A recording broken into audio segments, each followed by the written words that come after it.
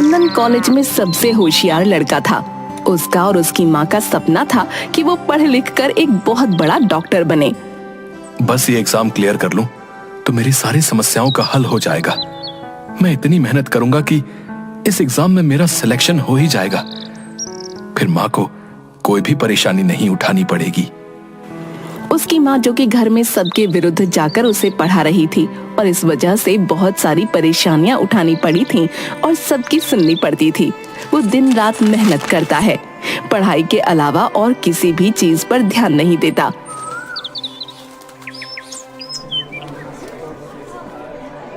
मैंने इतनी पढ़ाई की थी, मेरे दोस्तों में से किसी ने भी नहीं की, लेकिन मेरा ही सिलेक्शन नहीं हुआ। मेरी किस्मत ही खराब है। मैं क्या कहूंगा घर पर सबको। घर पर, अरे बेटा तू आ गया, मैं कब से तेरी राह देख रही हूँ। चंदन कुछ नहीं कहता और घर में आ जाता है। अरे क्या हुआ, इतना परेशान क्यों है? माँ, मैंने जो डॉक्टर के लिए परीक्षा दी थी ना, उसमें मैं पास नहीं हो पाया माँ। लो, मैंने तो पहले ही कहा था कि साहबजादे पर इतने पैसे खर्च करने की कोई जरूरत नहीं है। इससे तो अच्छा होता कि खेती में ही मेरा हाथ बटाता। चंदन को उसके पिता की बात सुनकर और भी ज्यादा बुरा लगता है। अरे पगले, तू उदास क्यों होता है? पर माँ, तुम्हारा सपना मैं पूरा नहीं कर पाया। आपने कितनी परेशानियां उठाकर, सबके ताने सुनकर मुझे इतना पढ़ाया लिखाया, पर उसका कोई मतलब नहीं हुआ। कोई हक नहीं है मुझे जीने का माँ, कोई हक नहीं है। और रोने लगता है। अरे पगले, ऐसी बातें क्यों कर रहा है? तेरी माँ भी जिंदा है, तुझे किसी भी बात की फिक्र करने की कोई जरूरत नहीं है। ऐसा कहकर चंदन अपने कमरे में चला जाता है। तब से चंदन ना कुछ ठीक से खाता और ना ही उसका किसी काम में मन लगता। बस दिन रात परेशान ही रहता। उसकी माँ उसे समझाने की बहुत कोशिश करती, लेकिन वो इतना उदास था कि खुद को संभाल ही नहीं पा रहा था। एक दिन चंदन अपने दोस्तों के साथ बैठा होता है। यार, तूने तो हम सबसे ज्यादा पढ़ाई की थी, बता। मुझे तो ये समझ ही नहीं आ रहा कि तेरा सिलेक्शन क्यों नहीं हुआ यार। अरे हाँ भाई, मैंने तो कॉपी तक नहीं खोली थी, पर मुझे देख, मेरे तुझसे ज्यादा नंबर आए थे। उन सब की बातें सुनकर चंदन और भी ज्यादा उदास हो जाता है। अब ना तो वो घर से बाहर निकलता और ना ही किसी से बात करता। एक दिन, अब मैं तंग आ गया हूँ रोज रोज के ताने सुन सुनकर। बस अब मैं और नहीं सह सकता। हाँ। फिर एक रस्सी लेकर कमरे में लगे हुए पंखे से बांध देता है और खुदकुशी करने की कोशिश करता है। तभी वहां निर्मला आ जाती है। उसके हाथ में खाने की थाली थी।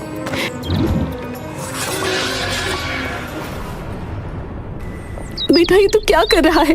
क्या तू मुझे जीते जी मारना चाहता है? पर माँ, मैं क्या करूं? सब कुछ खत्म हो गया। मैं सिर्फ आपकी परेशानियां बढ़ा रहा हूं। इससे तो मेरा मर जाना ही ठीक होगा माँ। बेटा, तू मेरी परेशानी नहीं है। तुझे देखकर ही तो मुझे जीने की हिम्मत मिलती है, और भगवान है ना, वो सब ठीक कर देगा। तू बस भरोसा रख।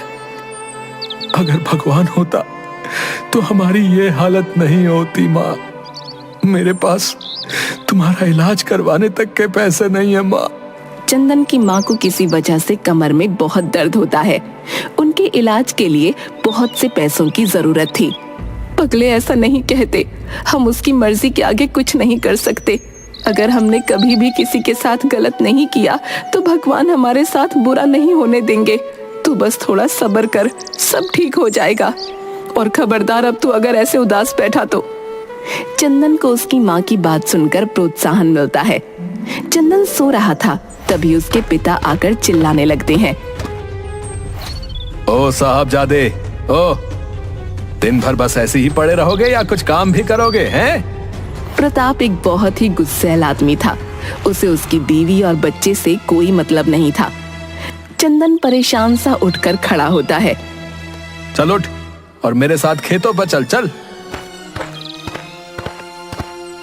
माँ, पिताजी मुझे डांटते ही क्यों रहते? वो कुछ समझते क्यों नहीं? उन्होंने आज तक मेरा साथ नहीं दिया। अरे बेटा, तू फिक्र क्यों करता है? तुझे तो उनकी आदत का पता है ना। जा और अब उनके साथ जाकर खेत में हाथ बटा दे। थोड़ी देर बाद चंदन अपने पिता के साथ खेत पर चला जाता है। पिताजी, ये हमारे खेत की फसल इतनी खराब क्यों हो गई? तू कहना क्या चाहता है, हैं? कि मैं खेती अच्छे से नहीं करता? मैंने ऐसा कब कहा? मैं तो बस यही कह रहा था कि फसल अच्छी नहीं हुई ना। आप इतना भड़क क्यों रहे हो? अच्छा, मैं भड़क रहा हूं। अब तू मुझे बताएगा कि खेती कैसे करते हैं? इतने सालों से मैं तुझे खेती करके ही तो पाल पोस रहा हूं, समझा? पिताजी, मेरा वो मतलब नहीं था। मैं बस ये कह रहा था कि हम नए तरीके से खेती करके पैदावार और भी बढ़ा सकते हैं। अच्छा, तो एक काम कर, हैं? इस बार की फसल तू ही संभालना। अच्छा, फिर तुझे समझ में आएगा कि बोलना कितना आसान है और करना कितना मुश्किल। ठीक है, मैं आपको नए तरीके से खेती करके दिखाऊंगा। एक बोरी अनाज तो उठा नहीं पाता है और खेती कर लेगा, है?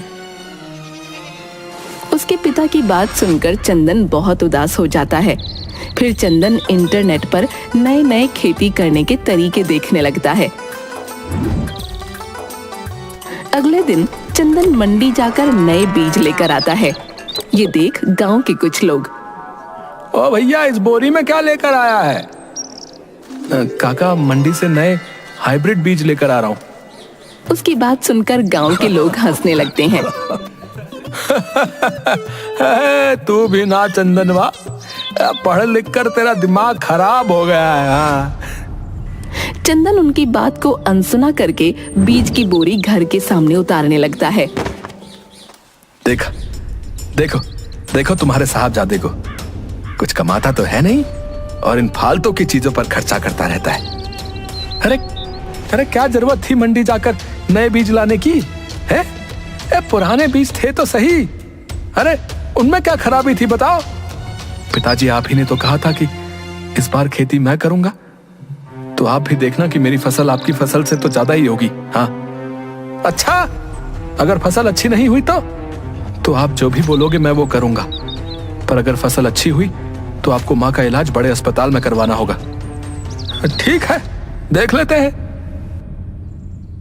कुछ दिनों बाद पानी गिरता है और चंदन शहर के अपने एक दोस्त से ट्रैक्टर लेकर बीज बोने लगता है। चंदन भाई, ये क्या कर रहे हो? हैं? अभी तो खेत इतने तैयार नहीं हुए हैं कि तुम बीज बोना शुरू कर दो। अरे नहीं नहीं काका, मैंने मेरे खेत की मिट्टी की जांच करवाई थी, उसमें पहले से ही नमी है, तो कोई दिक्कत नहीं होगी। अरे वाह भैया, ये तो बहुत बढ़िया है।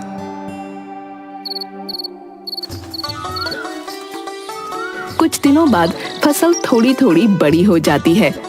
देखा पिताजी, मेरी फसल इन सबकी फसल से जल्दी बड़ी हो गई है, तो उसमें कौन सी बड़ी बात है, हैं? जब फसल उगेगी तब मानूंगा तुझे। कुछ दिन बाद फसल तो बड़ी हो गई है, अब बारी है दवाई छिड़कने की। फिर चंदन अपने एक दोस्त से फोन पर कुछ दवाइयों की जानकारी लेता है और शहर जाकर कीटनाशक ले आता है और घर आकर रख देता है। अरे अब ये क्या नई बला लेकर आया है भला? पिताजी, ये कीटनाशक है, इनकी वजह से फसल को कीड़े नहीं खाएंगे और खेत में खरपतवार भी नहीं होगी। अरे पर हम तो इतने सालों से बिना दवाइयों से ही खेती करते हैं। अरे तू क्यों मेरी फसल खराब करने पर तुला हुआ है? रे ऐसा कहकर प्रताप वहां से चला जाता है। माँ, पिताजी मुझे बिल्कुल भी प्यार नहीं करते, हर वक्त मुझे डांटते रहते। मैं इतनी मेहनत कर रहा हूं पर फिर भी वो बिल्कुल भी खुश नहीं होते।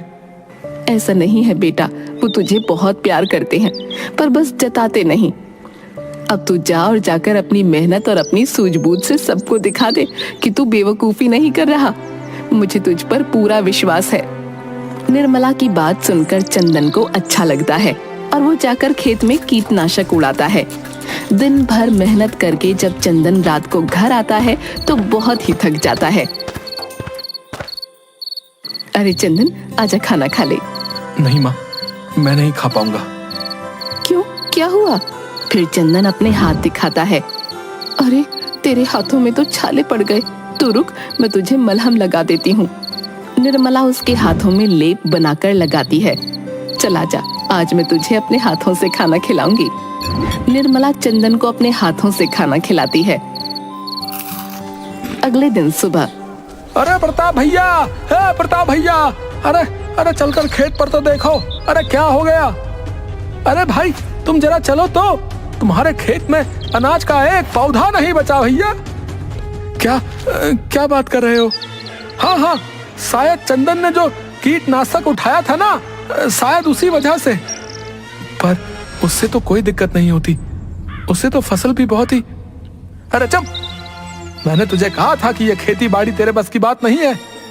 तो फिर तू क्यों अपनी मूर्खता को जग जाहिर करने की कोशिश करता है रे? फिर सभी गांव वाले खेत पर जाकर देखते हैं। फसल मुरझा गई थी।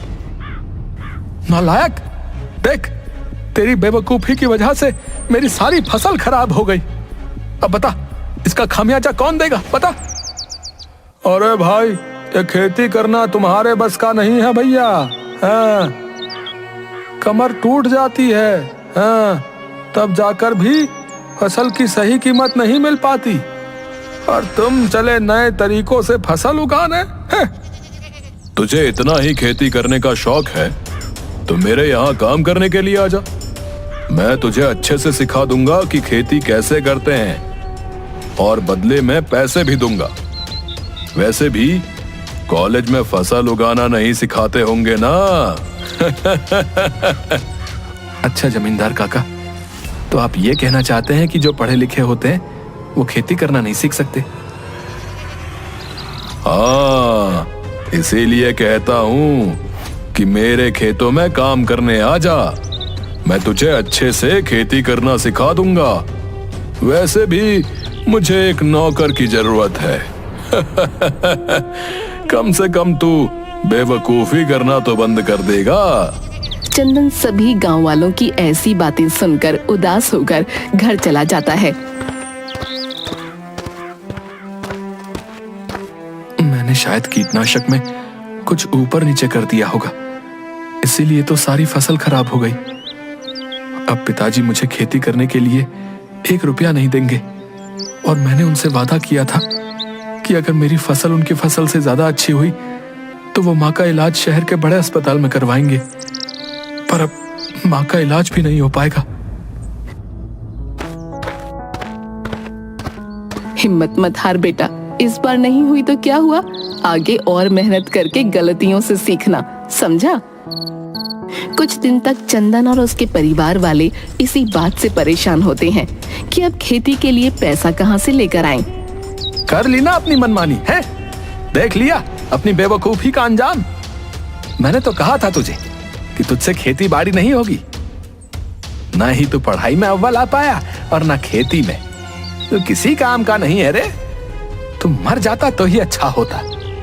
अब मैं इतने पैसे कहां से लाऊंगा कि फिर से नए बीज लाकर बो दूं? अब तो गांव के सभी लोगों ने मजाक बनाकर रख दिया है मेरा। बेवकूफ कहीं का। प्रताप की बात सुनकर चंदन को बहुत बुरा लगता है। मैं यहाँ आया ही क्यों? वही ट्रेन के नीचे आकर मर जाना चाहिए था मुझे। नहीं बेटा, ऐसी बातें क्यों कर रहा है, सब ठीक हो जाएगा। करीबन 1 हफ्ते बाद चंदन उदास मन से अपने खेत की तरफ जाता है और देखकर बहुत खुश हो जाता है। ये तो चमत्कार हो गया। मेरी फसल पहले से भी ज्यादा अच्छी हो गई। पर ये हुआ कैसे? उस कीटनाशक से तो पूरी फसल खराब हो गई थी। फिर चंदन दौड़ा हुआ अपने घर जाता है। पिताजी, वो हमारी फसल। अरे अब क्या हुआ? अरे पिताजी, हमारी फसल पहले से भी बहुत ज्यादा अच्छी हो गई, गांव में सबसे अच्छी। क्या? हाँ पिताजी, आपको यकीन नहीं आता तो आप खुद ही चलकर देख लीजिए। फिर प्रताप भी खेत पर जाकर देखता है तो गांव में सबसे अच्छी फसल उसी की थी। पर ये हुआ कैसे रे? वो दवाई से तो फसल पूरी खराब हो गई थी। हाँ पिताजी, मेरे दिमाग में भी यही सवाल आया।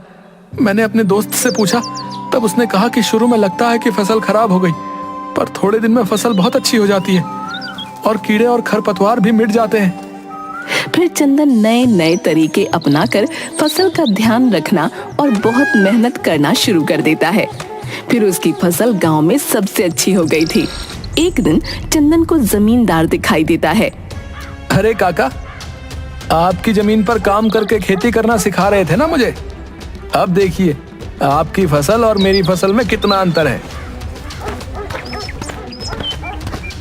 ये चंदन, कल का आया हुआ लड़का, ये मुझे सिखाएगा कि खेती कैसे करते हैं। इसे तो मजा चखाना ही पड़ेगा। रात को जब सब सो रहे होते हैं, तब जमींदार चंदन के खेत पर जाकर बहुत इतरा रहा था ना अपनी फसल पर। अभी तेरी सारी हेकड़ी बाहर निकालता हूँ। और फिर चंदन के खेत में जलती हुई माचिस फेंक देता है और वहां से आ जाता है।